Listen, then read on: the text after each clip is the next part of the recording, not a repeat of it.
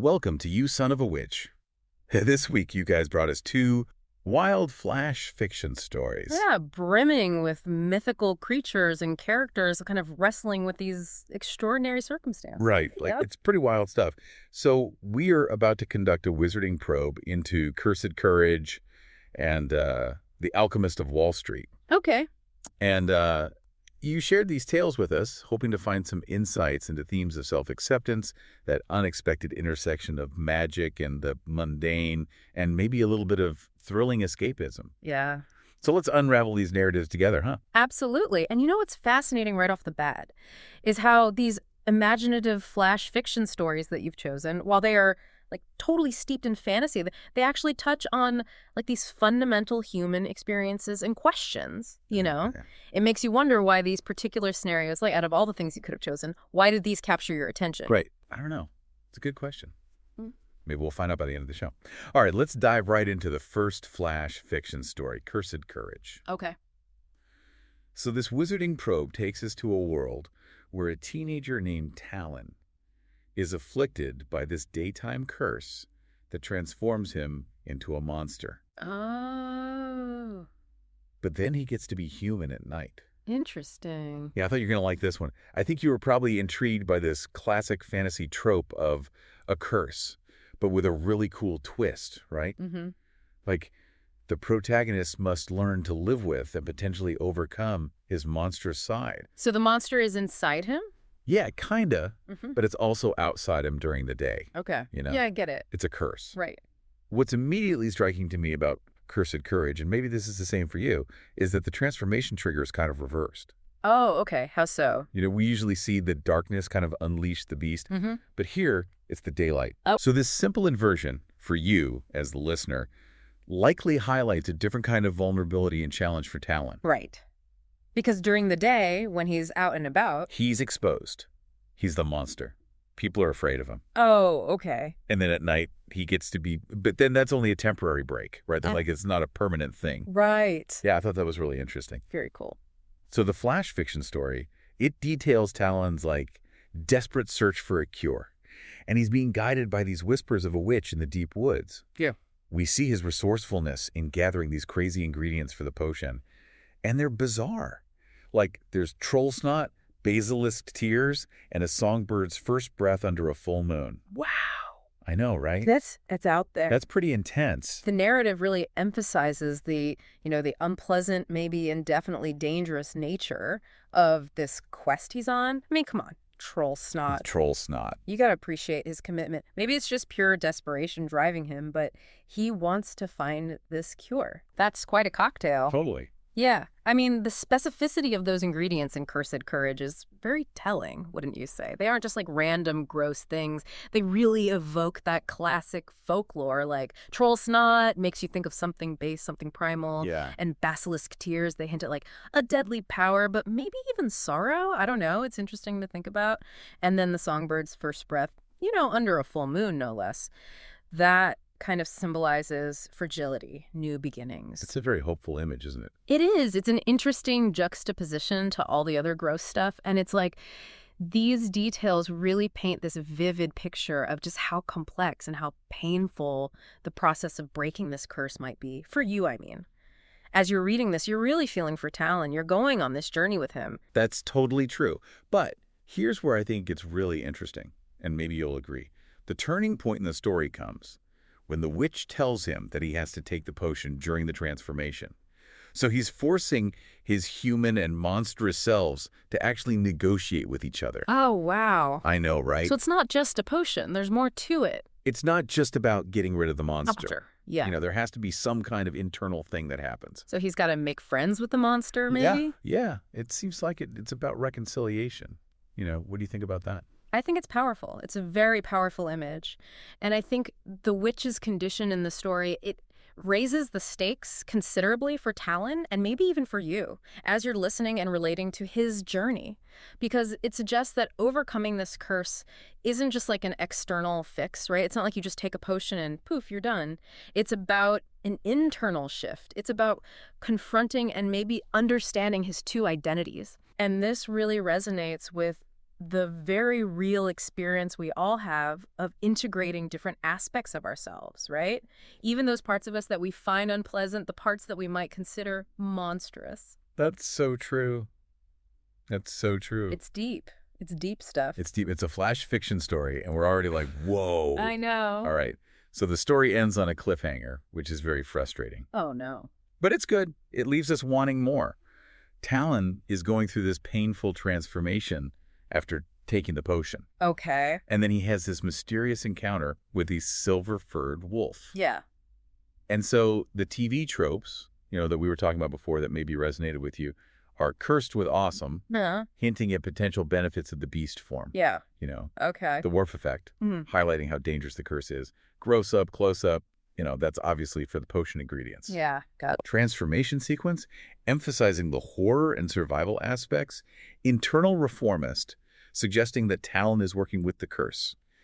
And hope spot, that's symbolized by the songbird. Oh, right. What resonates most with you is that internal struggle and the question of whether a cure means eradication or integration. Mm-hmm. Did any of those tropes particularly jump out at you?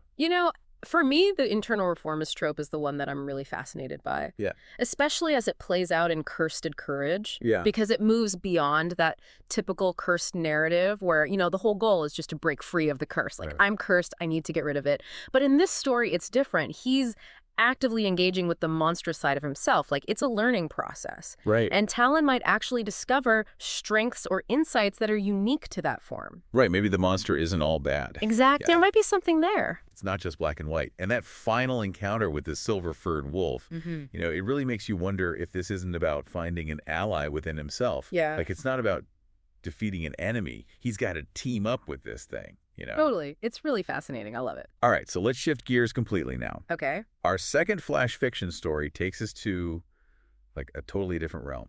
The Alchemist of Wall Street. Ooh, okay. Sounds interesting. And, this wizarding probe plunges us into the world of high finance with this, magical twist, right? Yeah. And I bet you found the premise of a financial analyst who discovers alchemy and uses it to manipulate the stock market super unique. It's definitely unique. Yeah. It's a crazy idea. It is. It is a crazy idea. And that juxtaposition, just putting those two worlds together, high finance and ancient alchemy, it's brilliant, right? It's so creative. It makes you think about power and ambition and, the potential for disrupting these systems, these established systems. It's kind of a David and Goliath story, Yeah, totally. Makes you wonder about influence and control in both magic and the modern world, right? Because we think of those things as so separate. But in this story, they're completely intertwined. It's really cool. Totally, totally. So we have Jamie Wu, who is described as this, number-crunching nerd, no charisma. Okay. And he unexpectedly inherits this leather journal with all these alchemical formulas in it. Oh, wow. Okay. And he makes this really impulsive decision to take these glyphs from the journal and integrate them into his trading algorithm. Okay. And boom, immediate massive success, huge financial success. No way. Yeah. So talk about disruptive innovation. That's insane. That's amazing. It is, right? That makes you think about what unexpected skills or knowledge do I have, or that you have or anyone listening has that is just lying dormant, that you could apply in some crazy unconventional way to your life, to your work, whatever. Yeah. That's the question I'm asking myself. Yeah, I'm definitely asking myself that question. That's wild. And Jamie's character, it's just so perfect. It's that classic fish out of water scenario. Totally. He's thrust into this world of ancient power that he doesn't really understand. He's just kind of winging it. Right. And he treats alchemy like it's just another data set for his algorithms. He's like, this is just data, right? Just data, yeah. Just like the stock prices. Yeah, exactly. And it highlights that clash between rational modern thinking and the more esoteric traditions of magic, So it's like magic versus science in a way. In a way, yeah. And his rapid success, you mentioned that, it could be seen as that muggles do it better trope, suggesting that sometimes a very pragmatic, results-oriented approach can outperform those more established ritualistic methods. Right. And this is even in the realm of magic, which is crazy to think about. So what do you think about that initial success? He's coming at it from this totally unconventional angle, and it's working. Yeah, it's wild. And it does make you wonder, what is the role of intention in magic? Hmm. Does it even matter if you know what you're doing, or can you just stumble into it? Right. Fascinating question. Mm-hmm. But of course, all this newfound wealth, it attracts some unwanted attention. Oh, no. I know, I know. So it's not just ordinary thugs that come after him. Oh. It's a cabal of ancient magicians. Oh, wow. And they refer to the journal as the Codex. Fancy. Right. Yeah. So the story details this confrontation where they show up at Jamie's apartment. Okay. But his apartment is shielded by a magical force field. Cool. Isn't that awesome? Yeah, that is cool. For you as the listener, this probably signals that the stakes have been raised. Right. We're not just talking about financial gain anymore. Right, it's getting real. This is some profound and dangerous stuff. Yeah, it's definitely not just about money anymore. And the arrival of these ancient magicians, I think, it's where the central conflict of the story really kicks in, doesn't it? Yeah. They represent this traditional view of magic. Like, magic is sacred, it needs to be kept secret, it needs to be controlled. And Jamie, he's using the Codex for his own personal financial gain. It's like the ultimate violation of their ancient order. He's like a hacker who got into their system. Exactly. Yeah. And that force field, it's a potent symbol. Totally. He's tapped into some serious power. He has. And, now it's a clash between these two worldviews. And you're right. That's when we get this dialogue where Jamie, with his super practical, profit-driven mindset, clashes with these very traditional power-seeking magicians. It's like oil and water. They don't mix. And I loved this line that Jamie says. He says, "Plus, I bet your true power has lousy returns. Am I right?" Oh, man, that's such a great line. It perfectly captures the tension. It really does, right? Jamie's basically speaking their language. Jamie's basically speaking their language, right? The language of profit, of returns. Exactly. But he's applying it to a completely different domain. Something that they consider sacred and ancient. And he's treating it like, a stock option. It's brilliant. It is. The author did such a good job with that. And then, something crazy happens. There's this younger member of the council, Mira, who recognizes the potential of what Jamie's doing, this disruptive approach, and she offers him a deal. What? Yeah, and she gives him another similar journal. Oh, wow. Okay, so it's not all, black and white. It's not. Like good magicians, bad magicians. There's something else going on. And I think for you as the listener, this probably suggests that there's a division within this magical community itself. Right. Like some of them are open to new possibilities and some of them are very stuck in their ways. It's like any organization. You got the old guard and you got the, the up-and-comers who want to shake things up. That's totally true. And Mira's intervention, it just adds this layer of complexity.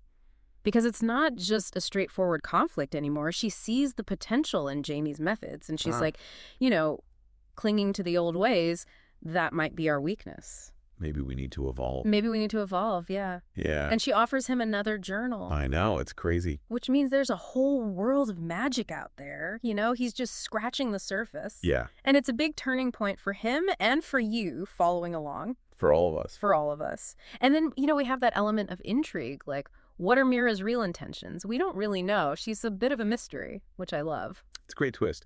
So the flash fiction story ends with Jamie, who was initially totally terrified, becoming excited by the possibilities and the dangers of this new reality. He's like, bring it on. Right. Yeah. I can handle this. So the TD tropes here that maybe you picked up on are fish out of water, highlighting how Jamie doesn't really belong. Muggles do it better, showing that technology can outperform traditional magic.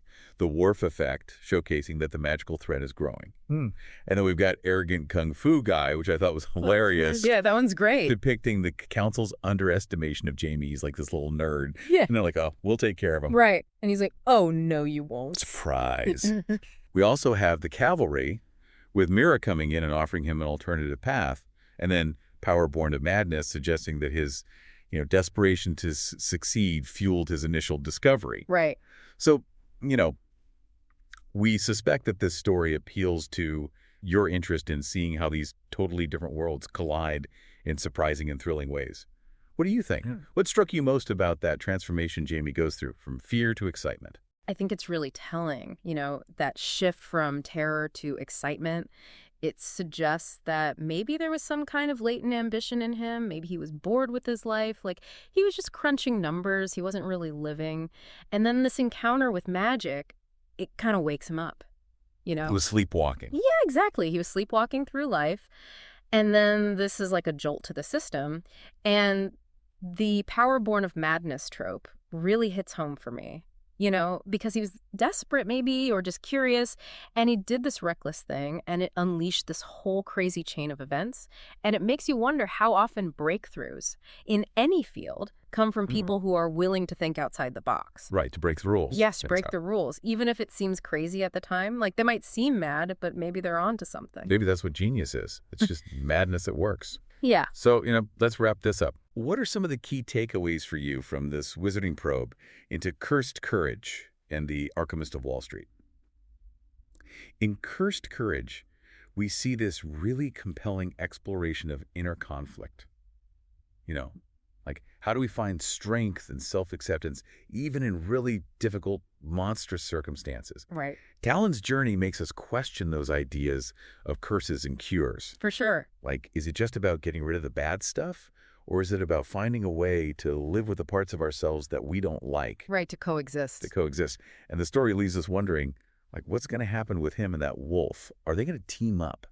It's such a powerful image, that wolf. It really sticks with you. It does, it does. And it's like a metaphor for all those parts of ourselves that we try to hide. Yeah. And Cursed Courage, it makes you think about duality. It makes you think about the possibility of integrating all those seemingly opposing aspects of ourselves, like light and dark, good and bad. We all have those things within us. And Talon's struggle, it becomes this metaphor for our own internal battles. Our own struggles. Yeah, the struggles we all face. And the story is ultimately about self-acceptance, right? It's about saying, hey, even my flaws, they might have strengths. And maybe the best way forward is to understand and accept them rather than just trying to get rid of them. And that final image of the silver-furred wolf, it leaves you feeling like anything is possible, right? Yeah, totally. It's very hopeful in a way. So, moving on to The Alchemist of Wall Street. That story throws us into this clash between ancient magic and modern finance. It's wild, right? Those two worlds colliding. In Jamie's story, it highlights the power of thinking outside the box, of challenging conventions. Yeah.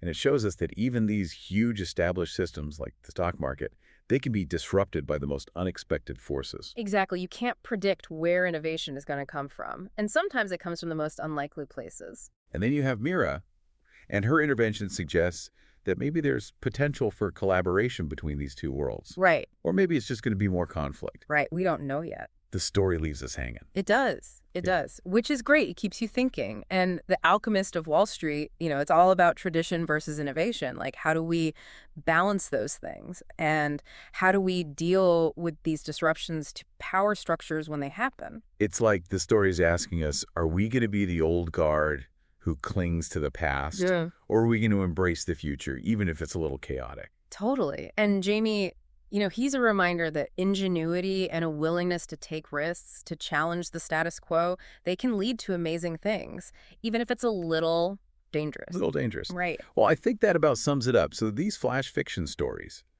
while they're full of fantasy, they touch on some very real themes, like our struggles for self-acceptance, the allure and danger of power, and that constant tension between tradition and innovation. Absolutely. We hope this wizarding probe has given you some cool insights, and maybe it sparked your curiosity. Yeah, I hope so. What beasts are you learning to live with? What unexpected magic is hiding in plain sight in your life? That's something to think about. Yeah, there's magic everywhere. You just have to look for it. You do. This is where our wizarding probe ends for today. Okay.